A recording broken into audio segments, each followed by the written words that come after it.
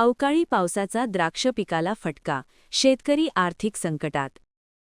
अवकाळी पावसामुळे द्राक्ष पिकाच्या उत्पादनाला मोठा फटका बसत असून शेतकऱ्यांचा उत्पादन खर्चही निघत नाही. त्यामुळे शेतकऱ्यांच्या डोक्यावर कर्जाचा डोंगर वाढत चालला आहे.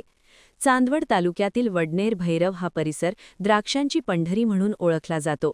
मात्र यावर्षी मे महिन्यापासून ते ऑक्टोबर महिन्यापर्यंत सतत झालेल्या मुसळधार पावसामुळे शेतकऱ्यांनी घेतलेल्या द्राक्ष पिकाचे मोठ्या प्रमाणात नुकसान झाले आहे. द्राक्ष पिकाला योग्य गर्भधारणा व वाढ न झाल्यामुळे मालामध्ये घट आली आहे.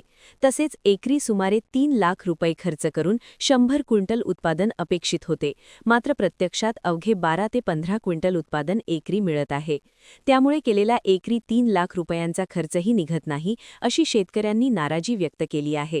शासनाने आमच्यावर झालेले कर्ज माफ. बागाची परिस्थिती खूप विकेट आहे आणि खूप बागा कमी आलेला आहे.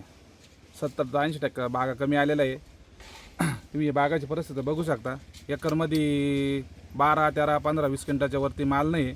त्याच्यामुळं द्राक्षाला मार्केट पण असं फार खूप नाही. असं काय कशामुळं नाही? नैसर्गिक हानी झालेली आहे. मागच्या वर्षी लवकर पाऊस झाला, त्याच्यामुळं काड्यामध्ये गर्भधारणा झाली नाही. त्याच्यामुळे हे माल कमी आलेले आहे.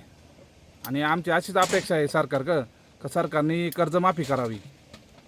खूप खर्च झालेले आहे बागांना. एकरी किती खर्च आला आहे असं? एकरी 3 लाखापर्यंत खर्च आहे बागांचा.